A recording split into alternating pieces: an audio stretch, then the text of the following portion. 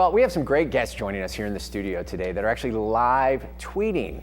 I'd like to welcome back Aaron Monagold, who was here earlier in the week to talk about the Traverse City TweetUp, and Joel Gaff. All right, Aaron, let's get right to it. For those viewers out there that aren't familiar with Twitter, in short as possible, explain Twitter to us. Do I have to have 140 characters? Yes, go. Twitter is a wonderful social media tool. It's one of the most popular social media websites out there. The difference between Twitter and Facebook is it's kind of a microblogging website where you have to stick to 140 characters per tweet, per update, per status update. And really, the sky is the limit when it comes to Twitter and what you can include. And we're just kind of learning really kind of how to use Twitter in our daily lives and in our professional lives as well. Joel, you tweet a lot, and you tweet both personally as well as professionally. What makes a good tweet?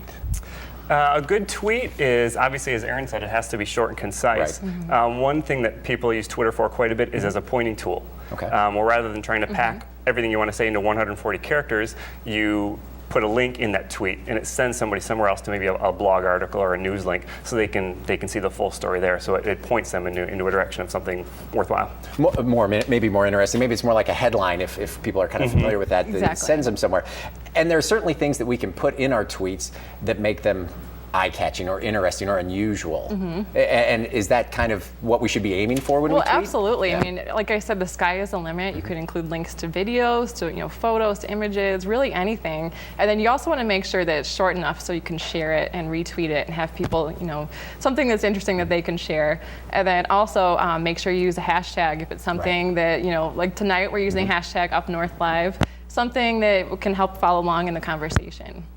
And Joel, what are some of your favorite people that you follow or organizations that you follow, and why do they catch your attention? Sure. A lot of the people I follow are local people. It's a great way to keep up on up-to-the-minute news. It's instant. It comes right from the source, and it's there. Lance Armstrong, I'm a big cycling fan. Obviously, there's many people who follow him. He's one of the followers I keep up to date with, and I would say those are the biggest couple. And is this really something that, if we say, okay, we're really going to get into tweeting, is this something that is best done with a mobile device? I mean, it seems like you see a lot of good pictures and things like that coming right now. Yeah. So maybe a mobile device. And absolutely. I mean, so much is mobile these days. And a lot of people check Twitter using their mobile device rather than going to twitter.com. Right. So, I mean, it's definitely, on the go, where you are, what you're doing, that sort of thing. So there are certainly some do's and don'ts with Twitter. All right, then I'm just going to put you guys on the spot. What are some things that you think, okay, I'm not going to follow this person anymore because they do this? What's the big one, Aaron? Don't overtweet. Don't update so much, although we're probably doing that tonight. Probably. Right. But make sure you have something to say. Exactly. Yep.